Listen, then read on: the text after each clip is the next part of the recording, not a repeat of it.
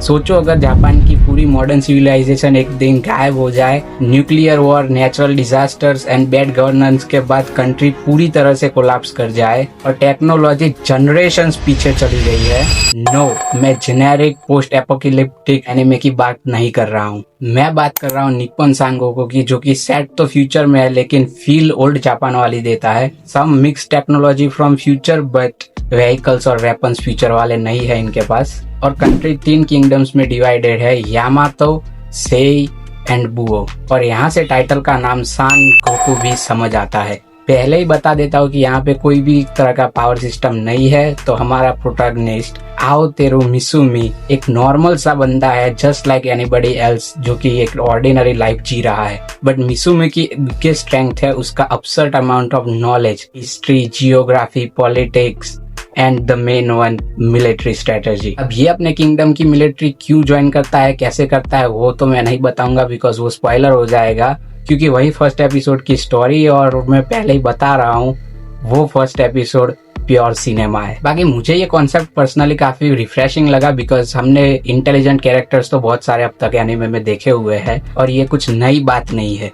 क्योंकि ये बंदा प्योरली नर्ड है और उसी वजह से कुछ टाइम पे कॉमेडी भी हो जाती है। बाकी भी बहुत सारे कैरेक्टर्स है जो मुझे पसंद आए बिकॉज उनको भी अच्छा खासा स्क्रीन टाइम दिया गया है। इवन समटाइम्स मेन कैरेक्टर से भी ज्यादा दिया गया है। शो का मेन फोकस है पॉलिटिक्स एंड मिलिट्री वॉरफेयर। सो अगर आपको फाइट्स पसंद है तो मैं आपको पहले ही वार्निंग दे देता हूँ, ये एनिमे उस टाइप का नहीं है। यहाँ पे conversation, strategies and information matter करती है। पेसिंग मुझे तो इसकी अच्छी लगी लेकिन it does require you to pay attention. इसको देख के ऐसा लगता है कि तुम एक जायंट चेस बोर्ड देख रहे हो बट विथ रियल मिलिट्री। और मुझे तो पर्सनली ऐसी टाइप की स्टोरीज बहुत पसंद है जहाँ पे कैरेक्टर सिर्फ सिचुएशन से रिएक्ट नहीं करते हैं but they are constantly trying to manipulate the situation around them. Animation और विजुअल्स की तो भाई मैं क्या ही बात करूँ, it is just pure art. एकदम ही यूनिक आर्ट स्टाइल है विथ नाइस डिटेल्स एंड बिल्कुल ही जेनेरिक एनिमे जैसा नहीं फील होता है। इसकी opening, ending and all the OSTs मुझे तो बहुत अच्छी लगी। अगर आपको पसंद आए तो कमेंट्स में मुझे जरूर बताना। नाउ मूविंग ऑन, ऑब्वियसली ये परफेक्ट एनिमे नहीं है और ये इम्पोर्टेंट है बिकॉज मैं जस्ट कह के चला जाऊँ कि ये एनिमे पीक है तो फिर इस रिव्यू का कोई मतलब नहीं रह जाता है।